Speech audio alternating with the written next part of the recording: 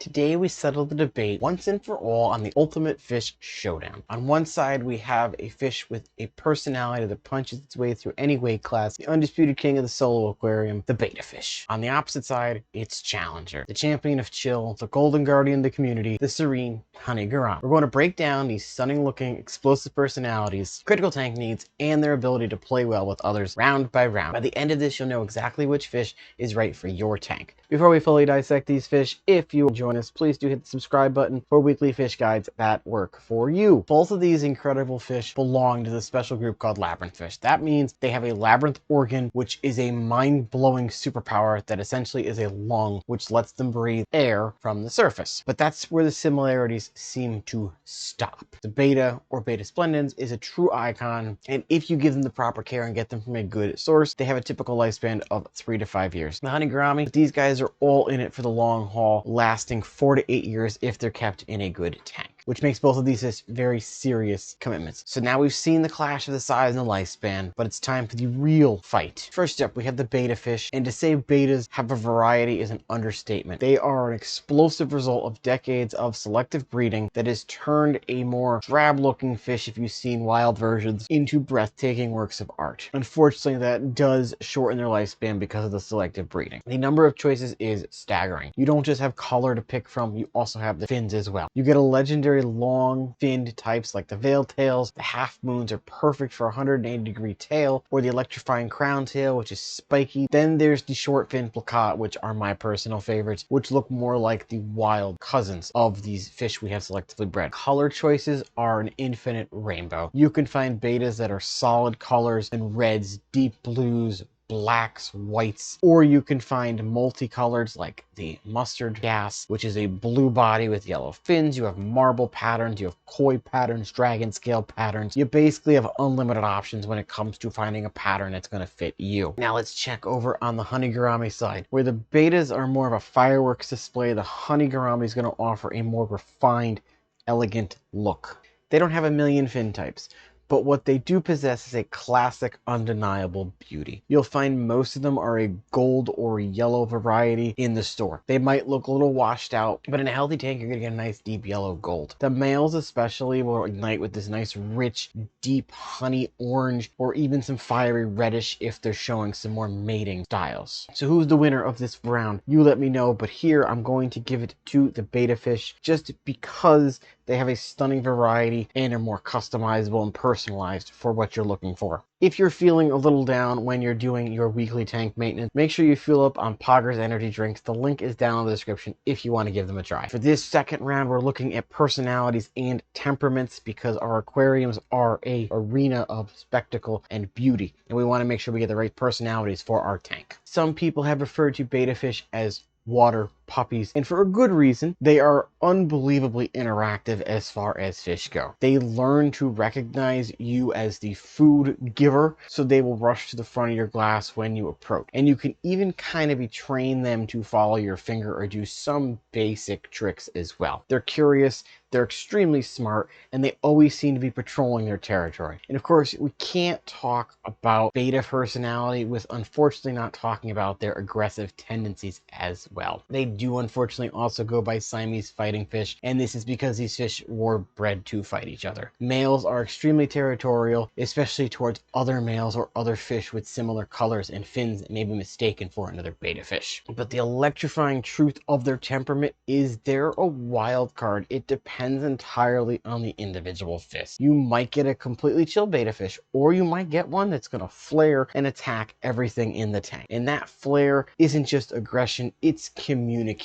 It's asserting its dominance, and while it is nice to watch, it also can be harmful to the fish. With a betta, you're getting a fish that has a colossal personality, but you are also rolling the dice on whether or not you're getting a fish that is going to fit with your other tank. So if you go for the betta fish, do make sure you have a backup plan just in case. A smaller tank of sorts. The Honey Gourami, on the other hand, is a peaceful diplomat. They are the masters of Zen. Their personality is as golden as their color. They are famously peaceful, gentle, and sometimes very shy. They simply do not have an aggressive bone in their body. While betta fish see a rival, the Honey Gourami just sees a neighbor where you can get a cup of sugar. They show their curiosity in a much softer way. They have these modified fins that look like whiskers, which they use delicately like hands to gently touch and investigate everything, plants, decor, other fish even. And it's absolutely wonderful to watch. Unlike bettas, they aren't loners. You can keep a single Honey Gourami and they'll be happy, but they're far more confident and will show more color and vibrancy for you if you put them in a pair or a small group. And watching them interact is a completely different kind of experience. If the betta is the moody rock star of your tank, Honey Gourami is a calm,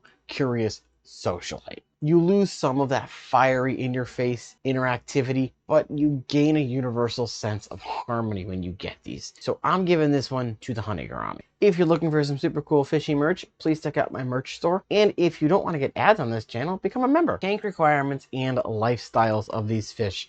This is the battle of the biotope. A fish can fully unleash its full potential if its home is perfect. So let's look at the ideal setups for these guys. The betta fish is again the ultimate solo artist for a smaller space. The minimum tank size, 5 gallons, 10 gallons if you want to put a couple of tank mates in with them is a slightly better choice. More water means more stability in temperature and quality, which means less stress and more energy for your fish. Bettas are tropical and absolutely demand a heater to keep the temperature locked in. You're not really going to want to keep these guys any colder than 77, 78 degrees up to 82. If you can house them at 80, you'll have far less problems with them in the long term. It's about 25 to 28 Celsius for all you non-Americans. And don't forget a lid. Bettas are really good jumpers and they will find small holes and jump out. For decor, your betta's gonna want a paradise in a tank. Jungles with lots of plants, live or silk if you're not good with live plants. A floating log. Something to give them a little place to have a nap.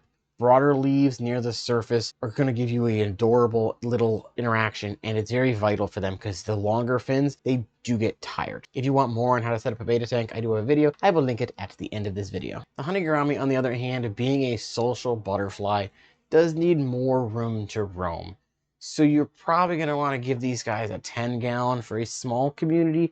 But personally, I would say put them in a 20 gallon, get yourself a couple of them, give them some nice neighbors to hang out with, and you'll be good. A setup that kind of mimics their natural and high environment, you're going to want to give them plants. Heavily planted tanks are a must. It's going to make them feel at home. Think a lush garden of grasses, essentially. They like a thick canopy. Floating plants are good. Some dwarf water lettuce or red root floaters, something with a nice hanging root system, and they'll be beautiful. It's going to encourage them to come out more time, be a little less shy, and just break out of their shell and explore more. Just like betta fish, they do prefer a slower moving water, so a gentle filter is key. If you can turn your filters down or slower the air on it, or don't have any type of filtration at all and just go with biological filtration that's already in your tank. Their temperature range is very similar since they both hail from Asia. 74 to 82, again, upper 70s would be good for these guys because then you can house them with a couple other fish as well that fit in there. Their lifestyle is just fundamentally different than a betta fish. While a betta is going to patrol a small solitary kingdom, their Honey Gourami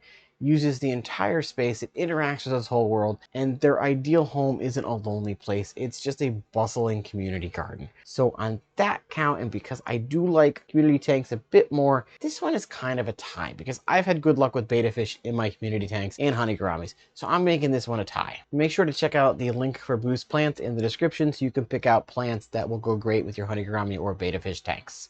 Before we get to the biggest, most beautiful round of all, the community tank gauntlet, let me know in the comments which fish of these is winning the war so far for you guys. Are you team betta fish with its lethal looks and fiery personality, or are you team Gourami with its more zen-like nature and golden charm? Drop a comment in below, let me know who you're going for so far. The community tank test. This is the big acid test for these, the ones that seal the deal for most aquarists. Can these fish live with other fish? Kicking us off with the betta fish, the notorious wild card. The simple answer is it's a gamble. Success is 100% dependent on the personality of your specific fish. I have been extremely lucky in that 95% of the betta fish I have gotten along with everything. I had one that was a jerk to snails. That's it. All my other ones have been in community tanks and been wonderful. So it is a hit or miss, and some are perfect citizens, many will not be. It's totally hit or miss situation here. If you want to risk it, be ready with a backup plan, a separate cycle tank to evacuate that fish to if things go south. If you can't decide on a fish tank for your betta fish or what foods to use, everything that I personally use is on my Amazon storefront, link below. Certain tank mates have a better shot. The